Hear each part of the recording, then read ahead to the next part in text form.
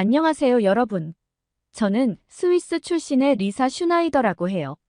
지금은 독일 하이델베르크 대학교에서 문학을 공부하고 있어요. 여러분은 스위스에 대해 어떻게 생각하시나요? 스위스는 아름다운 알프스 산맥과 맑은 호수, 그리고 세계적으로 유명한 초콜릿과 시계로 잘 알려져 있죠. 제가 자란 곳은 스위스의 작은 마을로 맑고 깨끗한 공기와 자연 경관 덕분에 항상 평화로움을 느낄 수 있었어요. 그러나 이렇게 평화로운 스위스를 떠나 더 넓은 세상을 경험하고 싶어서 독일로 유학을 오게 되었답니다. 어렸을 때부터 다양한 문화를 접하는 걸 정말 좋아했는데 특히 한국 문화를 접하게 되면서 한국 드라마와 음악에 푹 빠지게 되었고 그 덕분에 한국어도 조금 배웠답니다. 제가 좋아했던 드라마는 도깨비, 미스터 션샤인, 호텔 델루나 같은 작품들이에요. 이 드라마들은 한국의 역사와 문화를 잘 보여주면서도 감동적인 스토리와 뛰어난 연기력으로 마음을 사로잡았죠. 음악 쪽에서는 BTS, 블랙핑크, 아이유 같은 아티스트들의 노래를 즐겨 들었어요.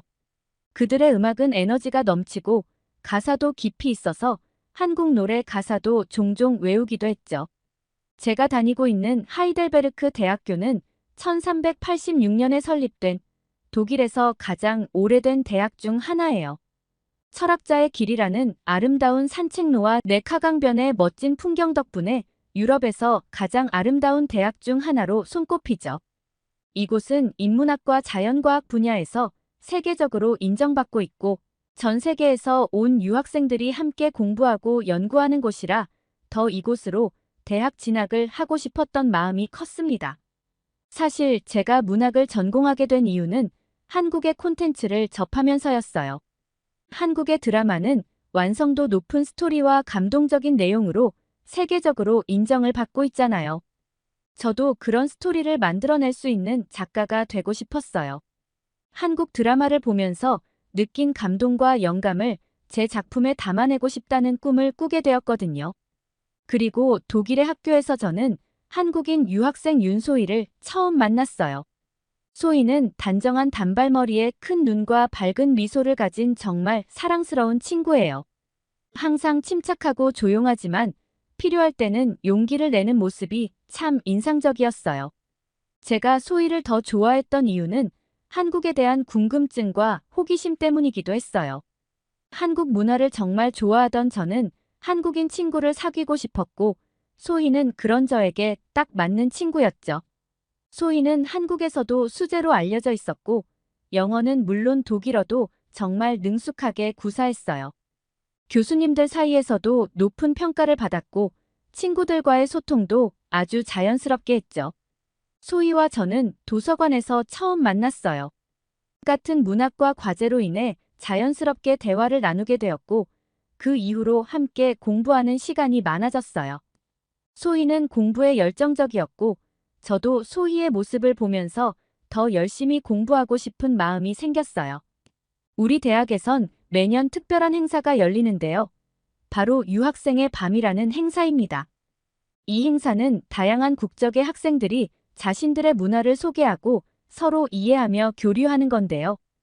유학생의 밤을 통해 학생들은 각국의 전통 음식, 음악, 춤 등을 공유하면서 문화적 다양성을 체험할 수 있죠. 이 행사의 가장 큰 장점은 학생들이 서로의 문화를 존중하고 이해하는 태도를 기를 수 있다는 점이에요. 또한 새로운 친구를 사귀고 글로벌 네트워크를 형성할 수 있는 기회가 되기도 해서 저도 이 행사에서 다양한 국적의 친구들을 사귀곤 했어요. 그런데 올해 행사에선 이탈리아 유학생 마르코 때문에 분위기가 정말 좋지 않았어요. 사건은 이탈리아 유학생 마르코가 한국의 김치를 비하하면서 음식을 썩혀 만든다고 비난했기 때문인데요. 마르코는 키가 크고 잘생긴 외모를 가졌지만 그와 반대로 성격은 거만하고 무례했어요. 그는 항상 자신이 최고라고 생각하며 다른 사람들을 무시하는 태도를 자주 보였죠. 마르코는 종종 다른 유학생들을 무시하는 발언으로 불편하게 만들곤 했습니다. 한국의 김치를 비하한 것도 그의 만행 중 하나였지만 그는 다른 아시아 국가 출신 학생들에게도 무례한 발언을 서슴지 않았어요. 일본 학생들에게는 그들의 음식이 너무 짜고 건강에 나쁘다고 조롱했고, 중국 학생들에게는 그들의 문화가 시대에 뒤떨어졌다고 비난했습니다. 이런 행동들로 인해 마르코는 학교에서 친구들 사이에서 매우 안 좋은 평판을 얻고 있었어요. 대부분의 학생들이 마르코가 그런 발언을 하면 그려러니 조용히 넘어가는 편이었는데요. 유일한 한국인 유학생 소희가 오고 나선 그 판도가 완전히 바뀌어 버렸어요. 소희는 마르코의 김치 비하 발언에 굴하지 않고 침착하게 자신의 스마트폰을 꺼냈어요. 소희는 한국의 첨단 기술과 문화, 그리고 세계적인 인정을 받은 한국 음식에 대한 다큐멘터리 영상을 틀더니 마르코를 포함한 다른 국적의 친구들에게 같이 보자고 제안하더라고요. 그 영상에선 프랑스와 이탈리아의 유명 셰프들이 한국 음식을 극찬하는 장면이 나왔고, 그 영상을 본 친구들 모두 감탄했어요.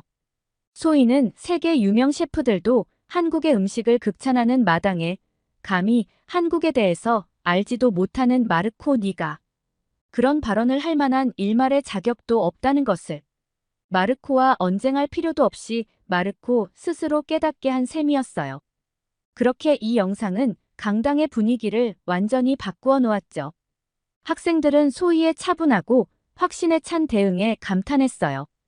그 사건 이후로 소희는 학생들 사이에서 선풍적인 인기를 끄는 인싸가 되었어요. 많은 학생들이 겉은 차분하지만 내면은 강한 소희에게 반해버렸고, 자연스럽게 소희 주변에는 많은 친구들이 생겼죠. 그러나 마르코만큼은 그렇지 않았어요. 마르코는 소희의 인기를 시기하며 그녀를 괴롭히려는 여러 시도를 했습니다. 한 번은 소희가 도서관에서 공부를 하고 있을 때 마르코가 다가와 그렇게 앉아서 공부하면 1등이라도 하는 거냐는 불쾌한 농담을 던지며 방해를 했어요. 또 다른 사례로는 소희가 참여한 그룹 프로젝트에서 마르코가 의도적으로 소희의 의견을 무시하고 그녀가 기여한 부분을 깎아내리기도 했습니다. 하지만 누가 뭐래도 소희의 인성은 제 주변의 친구들 중에 넘버원이었어요. 한국인들은 다 이렇게 착한가요? 한 번은 소희를 포함한 다른 친구들과 함께 하이델베르크의 한 식당에서 식사를 하던 중 할머니 한 분이 돈이 부족해 먹은 음식값을 지불하지 못하고 있는 상황이 발생했어요. 할머니는 주머니를 뒤지며 당황한 표정으로 카운터 앞에서 서성이고 계셨죠. 소희는 이 상황을 보고 주저하지 않고 할머니에게 다가갔어요. 할머니, 제가 도와드릴게요. 라고 말하며 소희는 할머니 음식값을 대신 지불했어요. 할머니는 나처럼 힘든 사람을 도와줘서 정말 고맙다고 소희에게 말씀하셨어요. 소희는 별 말씀을요. 항상 건강하시길 바랄게요. 라고 답하며 할머니에게 따뜻한 미소를 보냈어요. 이 모습을 지켜본 친구들은 소희의 배려심과 용기에 깊은 감동을 받았답니다. 소희는 정말 따뜻한 마음을 가졌어. 그녀와 친구가 되어 정말 행복해라고 친구들은 말했어요. 소희를 보면서 한국인은 정이 많고 친절한 것 같다는 생각을 하게 되었어요. 그녀의 친절함과 배려심, 그리고 어려운 상황에서도 침착하게 대처하는 모습은 많은 사람들에게 귀감이 되었죠. 소희는 언제나 남을 먼저 생각하고 필요한 순간에는 망설임 없이 행동에 나서는 모습이 정말 멋졌어요. 그러던 어느 날 학교에서 세계의 문화라는 주제로 한 세미나 형태의 대회가 열렸어요.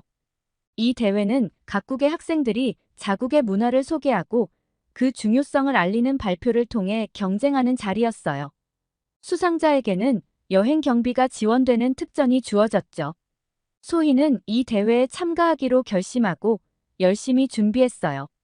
그녀는 한국의 역사, 문화, 기술, 그리고 음식에 이르기까지 다양한 주제를 다루며 완벽한 발표를 준비했죠. 대회 당일, 소희는 자신감 넘치는 모습으로 무대에 올라 발표를 시작했어요. 그녀는 유창한 영어로 한국의 아름다움과 독창성을 설명하며 청중들을 매료시켰어요. 특히 한국의 첨단 기술과 세계적으로 인정받는 음식 문화를 강조하면서 다큐멘터리 영상을 함께 틀었죠. 프랑스와 이탈리아의 유명 셰프들이 한국 음식을 극찬하는 장면은 많은 사람들에게 깊은 인상을 남겼어요. 소희의 발표는 심사위원들에게 큰 호평을 받았고 결국 소희는 당당히 1등을 차지하게 되었어요. 이로 인해 소희는 친구들과 함께 한국 여행을 갈 수 있는 여행 경비를 지원받게 되었죠. 소희는 기쁨을 감추지 못하며 우리에게 이제 나와 함께 한국에 가자고 외쳤어요. 우리는 모두 소희의 발표와 수상을 축하하며 여행 계획을 세우기 시작했답니다. 그래서 여름방학을 이용해 2주 동안 한국을 여행하기로 했어요. 저를 포함해 소희, 엠마 그리고 다른 친구들까지 총 5명이 함께 가기로 했어요. 한국에 도착하자마자 우리는 서울의 더 현대몰로 향했어요. 그곳은 정말 화려하고 크더군요. 쇼핑몰 안에는 수많은 브랜드와 상점들이 즐비했고 쇼핑을 즐기는 사람들로 북적였어요. 친구들은 한국의 패션과 스타일에 감탄하며 이것저것 구경하고 다양한 물건들을 사느라 바빴죠. 특히 한국의 대표적인 화장품 매장인 올리브영에도 갔는데요. 그곳은 세계적으로 유명한 K-뷰티 제품들을 한자리에서 만날 수 있는 곳이었죠. 친구들은 각자 자신에게 맞는 스킨케어 제품과 메이크업 제품을 고르느라 시간 가는 줄 몰랐어요. 소희는 한국에서 인기가 많은 화장품들을 저희에게 소개해줬고 우리는 소희의 말을 듣고 한국 화장품을 한가득 쓸어 담았답니다. 그리고 다음 날은 다 함께 명동에도 갔어요. 우리는 한국의 길거리 음식들을 맛보기로 했는데요. 떡볶이, 호떡, 그리고 양념치킨을 먹어봤는데 정말 맛있었어요. 떡볶이는 매콤하면서도 달콤한 맛이 일품이었고 호떡은 꿀과 견과류가 들어있어 고소하고 달콤했어요. 특히 치킨을 먹을 때는 우리가 스위스에서 먹었던 것과는 완전히 다른 느낌이었죠. 한국의 치킨은 그 바삭함과 육즙이 일품이었고 다양한 소스와 곁들여 먹으니 그 맛이 배가 되었어요. 우리가 가장 인상 깊었던 것은 치킨과 함께 제공된 치킨무였어요. 처음에는 약간 당황스러웠지만 먹다 보니 상큼하고 치킨의 느끼함을 잡아주는 맛이 정말 매력적이었어요. 이 조합에 저는 왜 사람들이 한국 치킨을 그렇게 좋아하는지 이해가 되더라고요. 치킨 한 입에 맥주 한 모금을 마시니 피로가 싹 풀리면서 그렇게 맛있을 수가 없었습니다. 배가 터지도록 식사를 하고 나온 저희는 당연히 숙소로 돌아갈 줄 알았습니다. 그런데 소희는 이대로 들어가면 살찐다며 한강에 가서 산책하며 한강에서는 자전거도 탈 수 있다며 자신을 따라오라고 했어요. 한강에서는 자전거를 타며 아름다운 경치를 감상했어요. 한강의 자전거 도로는 아주 잘 정비되어 있어서 자전거를 타기 정말 좋았어요. 강변을 따라 달리면서 서울의 멋진 스카이라인을 볼 수 있었고 시원한 바람을 맞으니 기분이 상쾌해졌어요. 게다가 한강 주변에는 현대적인 건물들과 자연이 조화를 이루고 있었는데요. 강변을 따라 달리다 보면 서울의 다양한 모습을 볼 수 있었죠. 한쪽에는 고층 빌딩들이 하늘을 찌를 듯 솟아있고 다른 쪽에는 푸른 잔디밭과 나무들이 어우러져 있었죠. 자전거 도로 옆에는 조깅을 하는 사람들, 산책을 즐기는 가족들까지 다양한 사람들이 한강을 즐기고 있었어요. 한강에는 곳곳에 작은 공원들이 있어서 잠시 쉬어가기도 좋았어요. 공원에는 벤치와 그늘막이 있어 앉아서 강을 바라보며 여유를 즐길 수 있었어요. 한강 다리 아래에는 다양한 예술 작품들도 전시되어 있어서 구경하는 재미도 있었죠. 소희는 저녁이 되면 한강 강변을 따라 조명이 켜지는데 더 낭만적인 분위기라며 독일로 돌아가기 전에 한강에 한 번 더 오자고 했습니다. 한강에서의 자전거 타기는 정말 잊을 수 없는 추억이 될 뻔했는데요. 갑자기 사고가 터졌어요. 스위스 친구 엠마가 한강 여기저기를 구경하다 정신이 팔려 갑자기 자전거에서 넘어지며 발목을 다친 거예요. 엠마는 고통스러워하며 움직이지 못했고 상황은 급박해졌죠. 우리는 모두 놀라서 어찌할 바를 몰랐지만 소희는 침착하게 상황을 수습하기 시작했어요. 그녀는 엠마에게 다가가 부상 부위를 확인하고 일단 응급 처치를 했어요. 하지만 엠마는 고통이 심해 병원에 가야만 했어요. 그런데 엠마는 병원에 가기 싫다고 고집을 부리기 시작했는데요. 너무나 고통스러워 보이는데 무작정 병원에 안 가겠다는 엠마의 고집에 소희가 많이 당황한 것 같았어요. 하지만 전 사실 엠마가 고집 부리는 이유를 알 수 있었어요. 스위스에서 발목 골절 같은 부상을 치료하려면 병원에서 의사를 만나기까지 며칠이 걸릴 수 있고 치료 비용도 어마어마하게 비싸거든요. 간단한 엑스레이와 진료만으로도 수백 유로가 나올 수 있고 물리치료나 기타 처치가 추가되면 비용은 더욱 올라가죠. 이런 상황에서 엠마가 병원에 가기를 꺼리는 것은 당연했어요. 하지만 소희는 엠마를 설득하여 결국 병원에 데려갔어요. 여기 한국에서는 병원비가 그렇게 비싸지 않아. 내가 도와줄게. 엠마 걱정하지 마라고 말하며 엠마를 안심시켰죠. 병원에 도착하자마자 소희는 빠르게 접수 절차를 밟고 엠마는 곧바로 진료를 받을 수 있었어요. 다 같이 한국의 병원에 처음 가본 우리는 한국의 의료 시스템에 깜짝 놀랐는데요. 한국의 병원에서는 도착한 지 불과 10분 만에 접수와 초진을 받을 수 있었고 엠마는 곧바로 엑스레이를 찍을 수 있었습니다. 한국의 병원들은 첨단 장비를 갖추고 있어서 검사와 진료가 빠르게 진행되었어요. 엠마는 엑스레이와 초음파 검사를 받고 곧바로 진단 결과를 받을 수 있었어요. 발목의 상태를 확인한 후 의사는 즉각적인 처치와 함께 물리치료를 권유했어요. 엠마는 이렇게 빨리 진료를 받을 수 있다니 믿을 수 없어. 스위스에서는 이런 검사를 받기까지 며칠이 걸릴 거야 라며 감탄했어요. 한국의 의료 시스템은 정말 효율적이었고 엠마는 빠른 진료와 처치 덕분에 큰 고통 없이 치료를 받을 수 있었습니다. 또한 병원비도 매우 저렴했어요. 엠마는 엑스레이와 초음파 검사, 그리고 물리치료를 받았는데 그 모든 비용이 한국 돈으로 약 10만 원 정도밖에 나오지 않았어요. 엠마는 놀라며 이 모든 걸 다 받았는데 이 정도 비용밖에 안 든다고. 정말 대단해. 라고 말했죠. 친구들은 한국의 저렴한 의료비에 놀라워하며 소희의 대처에 고마워했어요. 엠마를 비롯한 친구들은 소희가 한국 출신이라는 것에 더욱 경외심을 갖게 되었어요. 소희, 너희 나라 정말 대단해. 의료 시스템도 훌륭하고 병원비도 저렴하잖아. 라고 말하며 부러움을 감추지 못했어요. 저 역시 소희를 보며 한국의 뛰어난 문화와 시스템을 자랑스러워하는 그녀의 모습이 부러웠습니다.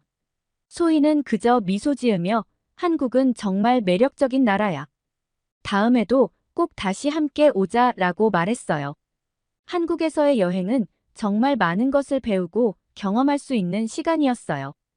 우리는 서울의 다양한 명소를 방문하고 한국의 문화를 깊이 체험했어요. 특히 한국의 깨끗한 물과 환경 덕분에 우리의 피부가 더욱 뽀송해졌다는 느낌도 받았어요. 소희는 한국의 물이 정말 깨끗해서 피부에 좋아라고 설명해 주었고 친구들은 모두 동의했죠. 한강에서의 자전거 타기, 더 현대몰에서의 쇼핑과 다양한 음식, 체험 등 모든 것이 잊을 수 없는 추억이 되었죠. 그리고 독일로 다 같이 돌아왔는데 놀라운 소식을 들었어요. 우리가 한국에서 신나게 놀고 있을 때 마르코는 지옥 같은 시간을 보냈더라고요. 마르코는 학교에서 다른 아시아인들을 무시하고 차별하다가 발각되어 징계를 받게 된 거죠. 마르코는 학점 감점과 봉사활동 명령을 받으며 자신의 행동에 대해 깊이 반성하게 되었다네요. 알고 보니 계속되는 마르코의 동양인 차별에 참지 않은 소희는 마르코의 만행들을 낱낱이 기록하고 증거를 남겼고 이 자료들을 가지고 학교에 마르코를 신고했던 거예요. 그 사실이 알려지자 소희는 친구들 사이에서 진정한 영웅이 되었고 많은 학생들이 소희를 본받기 시작했죠. 소희의 행동과 인성을 통해 저는 많은 것을 배웠어요. 그녀는 불의를 참지 않고 약자를 돕는 진정한 용기를 보여주었거든요. 그 일이 있은 이후로 우리 학교에서 동양인을 차별하는 사람을 보기 어려워요. 마르코처럼 되고 싶지는 않을 테니까요. 이제 저도 소희처럼 따뜻함을 전하는 사람이 되고자 노력하고 있습니다. 오늘의 사연은 여기까지입니다. 한국인 여학생 윤소희가 독일 하이델베르크 대학교에서 어떤 영향을 미쳤는지, 그리고 그녀를 통해 많은 것을 배운 저의 이야기를 들려드렸습니다. 재미있게 들으셨다면 구독과 좋아요, 알림 설정 부탁드려요. 그럼 더 좋은 이야기로 찾아뵐게요. 감사합니다.